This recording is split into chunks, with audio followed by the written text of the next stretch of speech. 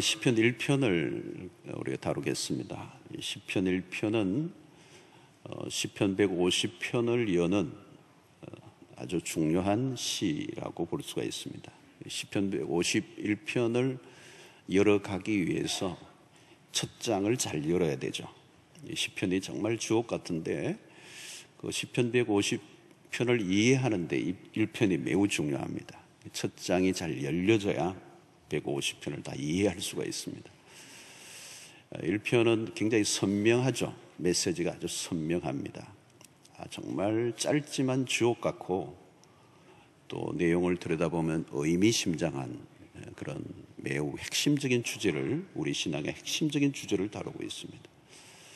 저는 이 1편을 가지고 여러 주에 걸쳐서 여러분들과 함께 말씀을 살펴보려고 합니다. 우리가 어떤 길을 걸어가고 있는지, 우리는 모두가 길을 걷고 있습니다. 어디인가 우리의 인생의 길을 걷고 있어요. 그리고 이 길이 어떤 길인지, 어디를 향하고 있는지, 그 길의 끝은 어디인지 이것을 확인해야 하는 것이죠. 오늘 본문에 보면 두 길이 나옵니다. 두 길. 우리 인생에 가는 길에 두 길이 있다. 이것은 산상수훈에서도 우리 예수님이 이미 말씀하신 바가 있습니다. 좁은 길이 있고 넓은 길이 있다. 한 곳은 망하는 멸망으로 가는 길이고 한 곳은 생명으로 이끄는 길이다. Two way, 두 길이 있는 거죠. 오늘 시편 다음이 잠언서입니다. 잠언서도 역시 두 길이에요. 지혜로운 자의 길이 있고 미련한 자의 길이 있습니다. 하나는 망하는 길이고 하나는 생명의 길이다. 이렇게 볼 수가 있습니다. 자, 오늘 1편은 악인과 의인의 길이 선명하게 나오고 있습니다. 시편 첫 출발, 이제 1절의 단어가, 첫 단어가 복이라는 단어가 나옵니다. 복 있는 사람은, 오, 복 있는 자여. 이제 그렇게 이 1편이 시작이 됩니다. 이 복만 말씀하고 있는 것이 아니고 동시에 무서운 경고도 하고 있죠. 그래서 1절은 복이라는 단어로 시작했지만 6절 마지막 부분을 보면 악인은 망하리로다, perish, 망하는 것을 얘기하고 있습니다. 복으로 출발했지만 또 망하는 것이 이 시편 마지막 절을 다루고 있습니다. 그래서 우리는 어떤 환경이 복인가, 어떤 조건인가, 아니면 어떤 소유가 행복을 가져오게 하는가, 어떤 사람은 어떤 성취를 행복이라 말할 수 있겠죠. 그러나 그 성취, 내가 도달하려고 했던 것을 성취한 순간에 행복이 정말 오는 것인가 하는 것을 질문해 보아야 합니다. 자, 우리는 1편을 살펴보는 가운데 이 답을 얻어야 할 것입니다. 자, 오늘 여기서 특별히 복 있는 사람은 어떠해야 되는가, 어떤 사람인가를 얘기하면서 가장 먼저 언급하는 것이 거절해야 될 사람이 있다는 것입니다. 거절해야 될 것이 있다는 것. 함께 하지 말아야 할 사람이 있다고 언급하고 있습니다. 그래서 오늘 세 종류의 사람들이 언급되는데 첫 번째는 악인입니다. 악인. 악인들의 꾀를 따르지 아니하며, 복 있는 사람은 누구입니까? 악인의 꾀를 따르지 않는 사람입니다. 자, 여기 꾀라는 단어는 도모하다, 의도하다, 그런 뜻이 담겨져 있습니다. 악인이라는 존재가 누구예요? 하나님의 존재를 부정하는 사람입니다. 하나님의 존재를 부정하는 사람은 자기 생각대로 살아가는 사람이죠. 당연히 그 꾀라고 하는 것은 하늘로부터 주어진 것이 아니고 자기 안에서 나온 것입니다. 그래서 어떤 일을 하려고 할 때 하나님이 그 일을 결정할 때 하나님이 존재하지 않습니다. 그래서 하나님이 내 결정에 영향을 미치지 않습니다. 온전히 자기 꾀로 결정을 하는 것이죠. 로마서 8장 5절로 6절의 말씀을 보면 육신을 따르는 자는 육신의 일을, 영을 따르는 자는 영의 일을 생각하나니 육신의 생각은 사망이요 영의 생각은 생명과 평안이니라. 여기서 매우 중요한 대목은 육신의 생각은 사망이라는 거예요. 생각은, 여러분, 성경의 우리의 성경적 관점은 이 생각이 너무너무 중요하다는 거예요. 그 생각은 의도를 갖고 있는 겁니다. 그래서 어떤 쪽으로 흐르고자 하는 경향을 갖고 있는 거예요. 그래서 이 생각은 곧 행동화될 수밖에 없다는 것입니다. 그래서 잠언 23장 7절을 보면 대저 그 마음의 생각이 어떠하면 그 위인도 그러한적 그랬어요. 그러니까 그 사람의 마음의 생각이 그 사람이라는 것입니다. 그 사람. 죄의 생각, 그 꾀는 행동으로 나타난다는 거죠. 그래서 우리 안에 있는 어떤 의도와 생각을 계속적으로 점검해 보아야 한다는 것입니다. 자, 두 번째는 죄인의 길에 서지 아니하며 그랬습니다. 여기 죄인의 길에 선다라고 하는 것은 앞부분에 따른다보다 한 단계 더 들어간 것입니다. 한두 번의 행위를 말하는 것이 아니고 습관화되는 것을 말합니다. 하나님에 대한 반역이 라이프 스타일이 되어 있는 것입니다. 여러분, 오늘 이 세상이 죄의 지뢰밭과 같습니다. 정신을 차리지 않으면 죄를 밥 먹듯이 물 마시듯이 마실 수밖에 없는 이 환경을 말하는 거예요. 죄인의 길에 서지 아니하며. 요즘 미투 운동, 미국에서 미투 운동이 시작이 됐어요. 그게 뭐냐? 남성들에 의해서 성희롱과 성폭행과 성적인 학대를 받았던 사람, 여성들이 용기를 내고 그냥 언론과 대중에게 그냥 공포를 해버린 거예요. 그러니까 아주 할리우드 유명한 스타들이, 유명한 정치인이, 많은 사람들이 과거에 행했던 잘못된 행동들이 그냥 발칵 뒤집어진 거예요. 그러니까 여기저기서 나도 당했다, 막 그냥 온 세상에 나오는 거예요. 아니, 그런 사람이, 그런 위치에 있던 사람이 그런 짓을 했다니. 여러분, 이게 죄인의 모습들인 것이죠. 예, 감춰져 있었는데 드러나지 않았을 뿐이에요. 지금도 드러난다면, 우리의 모든 죄악들이 드러난다면 어떤 일이, 상상을 초월하는 일들이 아마 수도 없이 많이 있을 거예요. 여러분, 이게 바로 죄인의 길입니다. 죄인의 길. 이 죄인의 길에 서지 말라는 거예요. 그 죄인들과 거리를 두라는 거예요. 정신을 차리지 않으면 그 길에 나도 함께 걷게 된다는 거예요.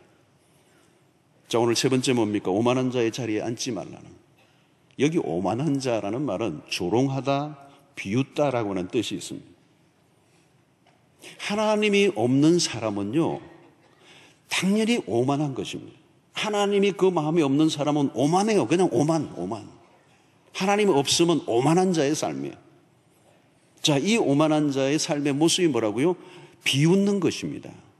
조롱하는 것입니다. 아마 성문 위에 올라앉아 재판하는 것을 연상하게 하는 것입니다. 고대 사회에 판단하는 자로 서 있는 거죠. 항상 남을 판단하는 것입니다. 여러분, 이 오만하다는 단어에서 느끼는 것은 매우 반항적인 것입니다. 누구에게? 하나님에게.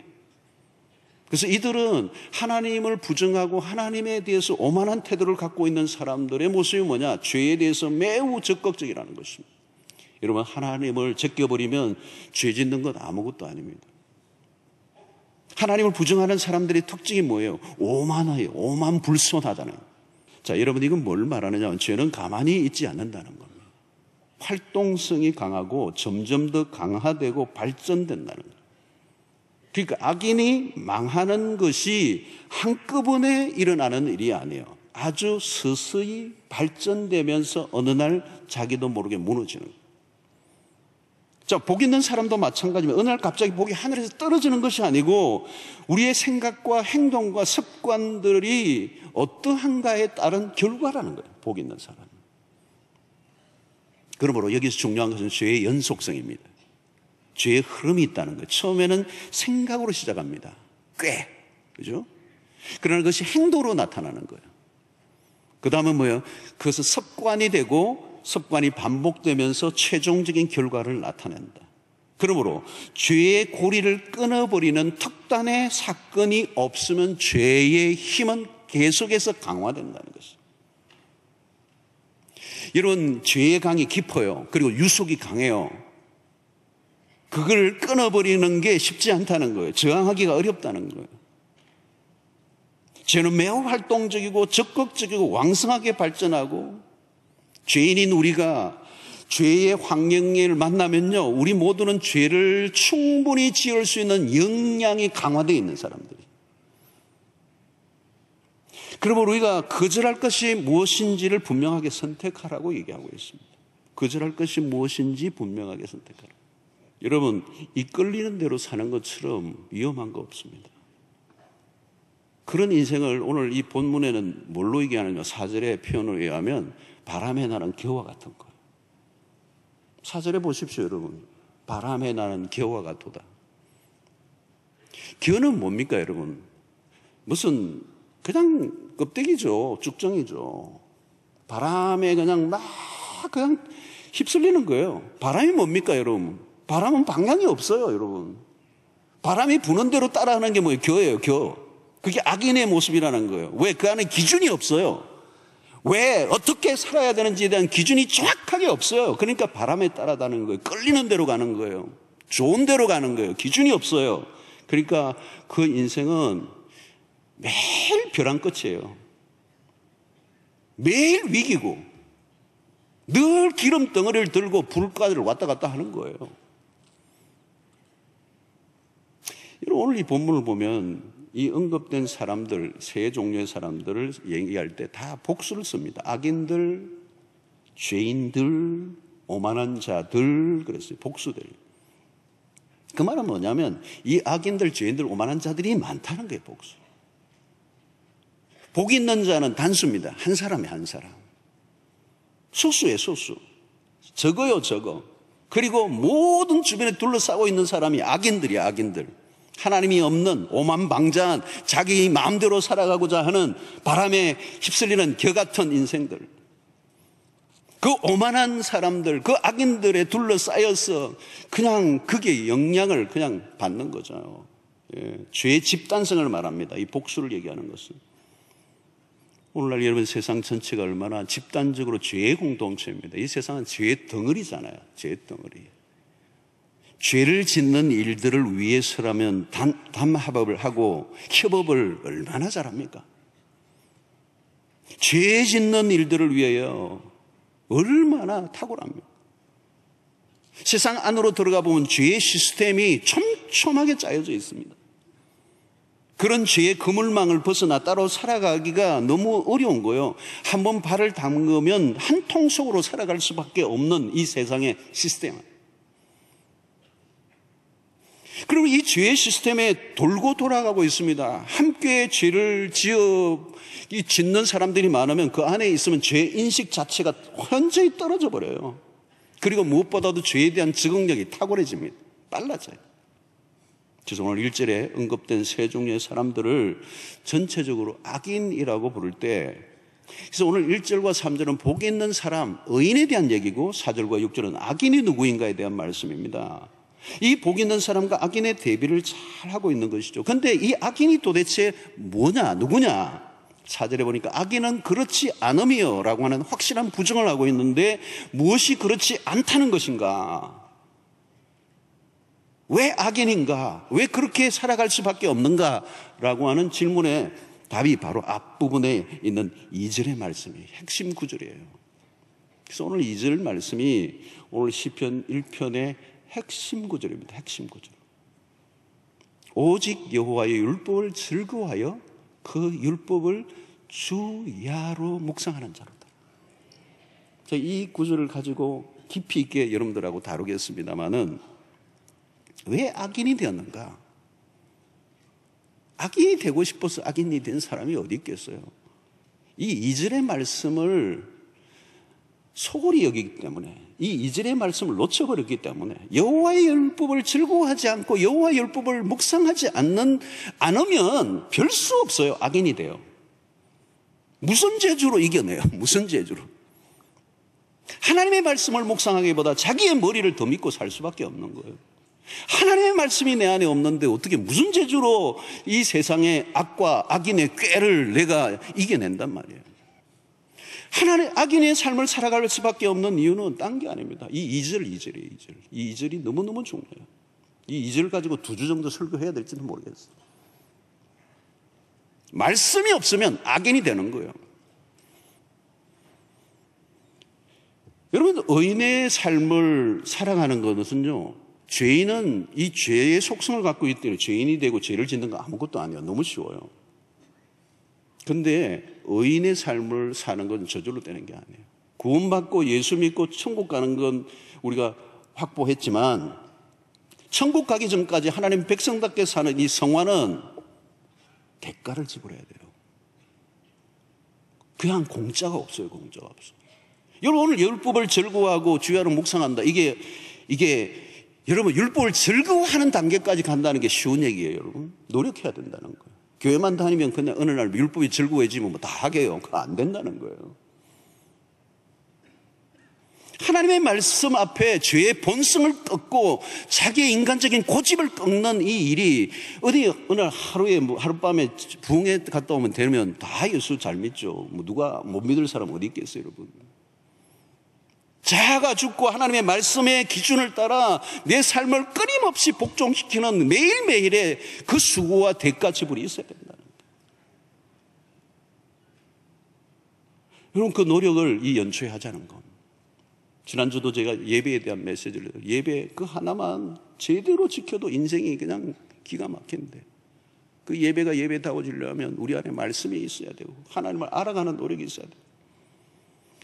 오늘 여러분, 여기 두 길, 복 있는 사람과 이 의인과 악인의 운명을 우리 마지막 결론적으로 한번 살펴보자. 6절을 보면 무릇 의인들의 길은 여호와께서 인정하시나 악인들의 길은 망하리로다. 결국은 이겁니다, 여러분. 의인의 길은 여호와께서 인정하시나 악인의 길은 망하리로다. 기준은 딱 하나밖에 없습니다. 하나님이 인정하시면 돼요. 그리고 인정하지 않으시면 망하는 거예요. 하나님이 심판주이십니다. 우리가 사는 건 자유지만 하나님이 심판하시고 하나님이 인정하시는 삶인가, 아니면 하나님이 인정하지 않는 인생인가. 악인은 인정하지 않는다는 거예요. 여러분, 악인은 자기의 꾀로 살아가는 사람, 관역이 벗어나서 죄가 습관화되어 있는 사람, 그리고 오만한 자의 자리에 앉는 그 인생에서 얻을 것은 아무것도 없어요. 그러나 하나님의 말씀을 즐거워하고 묵상하는 그 사람은 복 있는 사람인데, 그가 하는 모든 행사가 다 형통할 것이다. 이 극명한 두 길. 하나는 정말 시냇가에 심은 나무같이 시절을 쫓아 과실을 맺는 풍성한 모든 것이 형통하는 그런 인생인가 하면, 한쪽은 바람에 나는 겨와 같은 인생.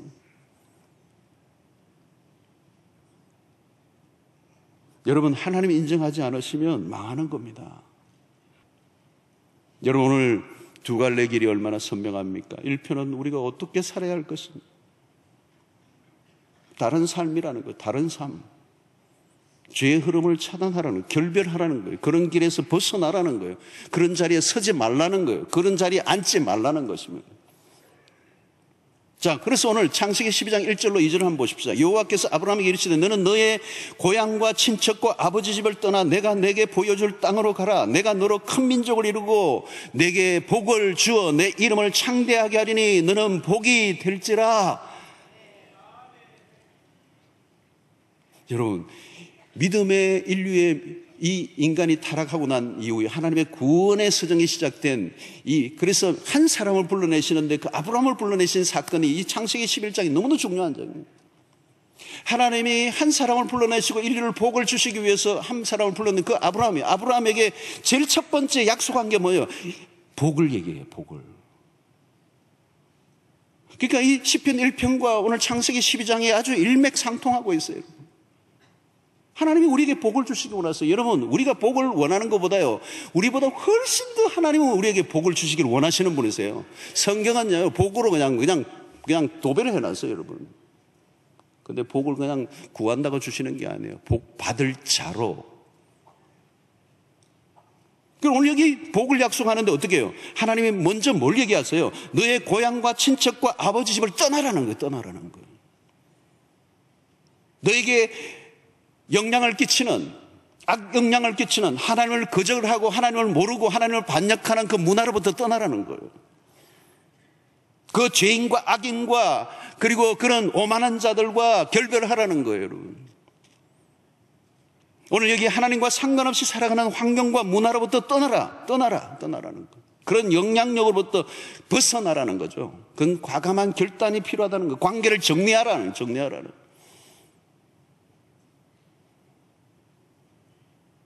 여러분, 우리하고 지금 관계된 사람들이 굉장히 중요합니다. 자, 오늘 창세기 12장 4절을 보면 이렇게 얘기합니다. 이에 아브라함이 여호와의 말씀을 따라갔고 롯도 그와 함께 갔으며, 아브라함이 하란을 떠날 때 75세였더라. 저는 이 4절만 보면 성경에 롯도가 있다는 걸 처음 발견해서 롯도 그와 함께 갔으며.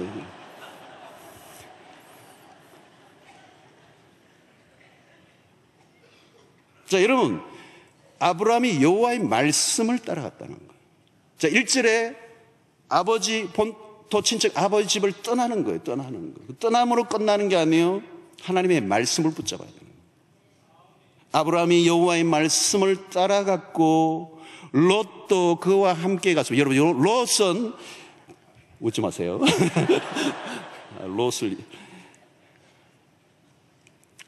롯도 그와 함께 갔습니다. 롯은 하나님의 말씀을 따라간 게 아니에요. 그와 함께 갔으며, 누구와의? 삼촌 따라간 거예요. 그의 기준은 삼촌이었어요. 삼촌, 사람을 따라가는 거예요. 사실 여기에서도 아브라함이 완전한 순종을 한 게 아니에요. 너의 고향과 친척과 아버지 집을 떠나라고 그랬잖아요. 롯도 떠나보내야 되는 거예요. 롯을 데리고 간 거예요. 여러분, 아브라함이 떠날 뿐만 아니라 하나님의 말씀을 따라갔다는 거예요. 떠나기만 하면 안 돼요. 하나님의 말씀이 나를 이끌어야 돼요. 단절로 끝나는 게 아니에요. 나를 이끄시는 게 뭐냐는 거예요. 끌림이, 감정이 아니고 말씀이 나를 끌고 가야 된다는 거예요. 여러분, 행복을 찾고 계세요? 어디에 행복이 있습니까? 과연 행복한 삶을 살고 계세요? 나는 행복을 쫓았는데 그 길이 망하는 길이 될 수도 있습니다. 장밋빛, 희망으로, 꿈으로 이루어질 수 있는 것은 아니에요. 우리의 삶을 이끄는 게 뭐냐를 확인하셔야 된다. 삶의 기준이 뭐냐는 거예요. 삶의 기준이 뭐냐는 거예요. 여러분, 매일 듣고 보고 생각하고 묵상하고 있는 게 도대체 뭐냐는 겁니다. 어떤 것에 열심을 내고 있느냐, 무엇을 바라보고 있느냐, 이 두 길 사이에 우리가 결단하라는 거예요. 그게 망하는 길이고 형통한 길이 거기에서 이루어지는 것이고, 그 망하고 흥하는 모든 길은 하루아침에 만들어지는 것이 아니고 나도 모르게 서서히 이 잘못된 태도에서 결정이 난다는 거예요.